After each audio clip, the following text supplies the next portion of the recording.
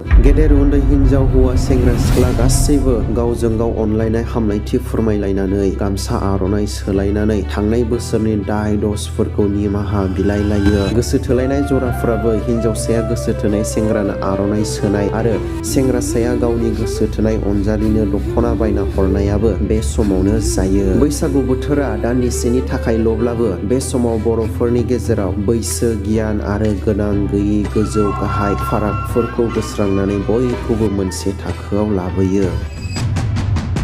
बैसो जानाय हौवा हिनजावफोरा संसार जानायाव जिउनि दुखु सुखुनि बाथ्राखौनो मेथाइ बानायना खनो आरो मोसायो।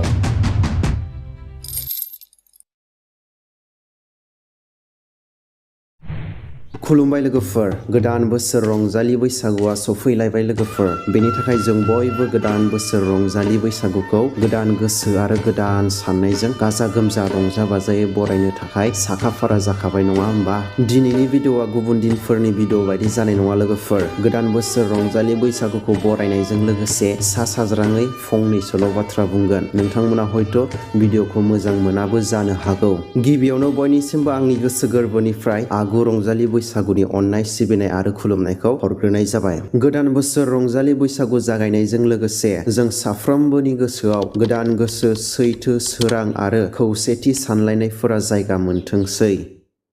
आंनि गोसोआवथ' बिदि बैसागु बोथोराव खालि रंजानोल' जाबाय थायो। जिउआव मोननाय गासै दुखु सुखु खस्थ'फोरखौनो बावगारजोबस्रायो। थारैनो नोंथांमोननि गोसोआवबो बिदि जायो जानांगौ आरो बैसागु बोथोराव रंजानो खाबु मोनाब्ला आद्रा जानाय बायदि मोनो गोसोआव। नंगौना लोगोफोर? थारैनो जोंनि गोसोआव बेबादि जानायनि आन्दोआव एबा गुदियावनो थाखुमानानै दं बैसागु बोथोरनि मुहिनां रहस्य एबा गुमुर, जायखौ जों हमदांसनोनो हास्लाबा। बैसागु फोरबोआ जोंनि बर'फोरनि गोदोनिफ्रायनो सोलिबोबाय थानाय देरसिन फोरबो, जेराव हाबनानै दं जों बर'फोरनि मुहिनां आसार खान्थि। बैसागु बोथोराव जों जोंनि आसार खान्थि बादि मोसौ थुखैयो, आफा इसोरनो फुजा होयो, थैनानै थांनाय बाय बाहागि बंसफोरखौ गोसोखांना फुजियो, खुंखा गोखा गोखै मैगं थाइगंफोर नागिरना संना जाना गोजाम बोसोरखौ अरायनि थाखाय बिदाय होयो। बेनि उनाव नेम खान्थि बादियै गामिनि गाहेलाफोरा बैसागुखौ बरायो।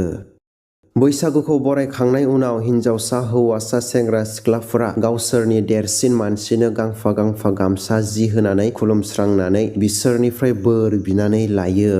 गेदेर उन्दै हिनजाव हौवा सेंग्रा सिख्ला गासैबो गावजों गाव अनलायनाय हामलायथि फोरमायलायनानै गामसा आर'नाइ सोलायनानै थांनाय बोसोरनि दाय दसफोरखौ निमाहा बिलायलायो आरो फैगौ बोसोरनि थाखाय गाहाम हास्थायलायो। बेजों लोगोसे मोनसे बाथ्राखौ मख'आबा खम जागोन बायदि मोनदों आं। बेनो जाबाय गोसो थोलायनाय। गोसो थोलायनाय जराफोराबो हिनजावसाया गोसो थोनाय सेंग्रानो आर'नाइ सोनाय आरो सेंग्रासाया गावनि गोसो थोनाय अनजालिनो दख'ना बायना हरनायाबो बे समावनो जायो।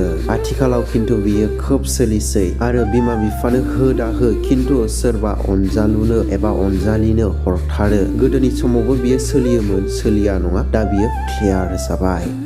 बैसागु बोथोरा दान्दिसेनि थाखायल'ब्लाबो बे समाव बर'फोरनि गेजेराव बैसो गियान आरो गोनां गैयि गोजौ गाहाय फारागफोरखौ बोस्रांनानै बयखौबो मोनसे थाखोआव लाबोयो। बर'फोरनि बे सोलिबोनाय खान्थिफोराव जों माखासे गियानफोर मिथिनो मोनो, जेरै जोनोमगिरि बिमा बिफानि खाथियाव गावखौ गथाय सोमनानै बिसोरखौ मान आरो खुलुमनाय दिन्थिनाय आरो मानसिनि गेजेराव समानथाय फसंनाय बायदिफोर।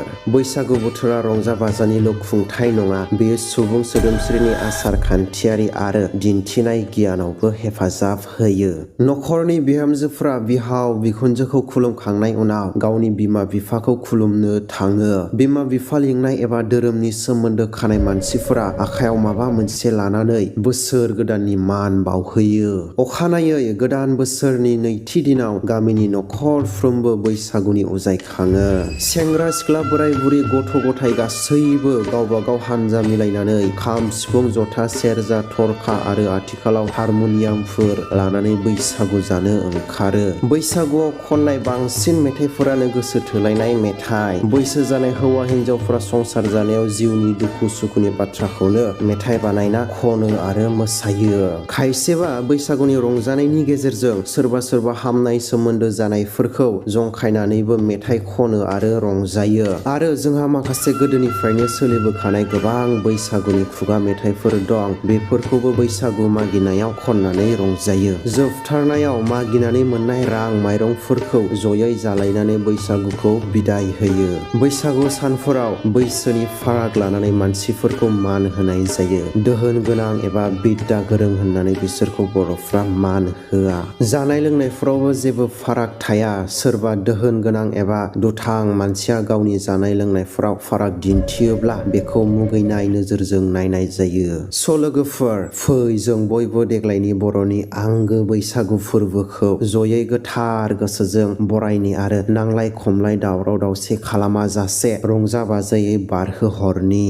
आंनिफ्राय दिनैनि बे भिडिअनि गेजेरजों आगु रंजालि बैसागुनि बयनिसिमबो अननाय सिबिनाय आरो खुलुमनायखौ आरोबाव फिन बावहरबावबाय। स' लोगोफोर, दिनैनि बे भिडिअखौ जानो हागौ नोंथांमोना बारा इन्टारेस्ट मोनासै, अब्लाबो एसे एडजास्ट खालामदो। सम मिलायैनि थाखाय भिडिअखौ बारा मोजाङै एडिटिं खालामस्लाबनो हायासै आरो भिडिअफोरखौ थाब होनो हायाखै। बेनि थाखाय नोंथांमोननिसिम निमाहा बिबाय। सोरबाफोर दासिमबो चेनेलखौ साबस्क्राइब खालामाखैब्ला खालामना लादो। नेक्स्ट भिडिअआव बेनिख्रुइ साबसिन मोनसे टपिकआव लोगो मोनगोन। जै बर' हारिनि।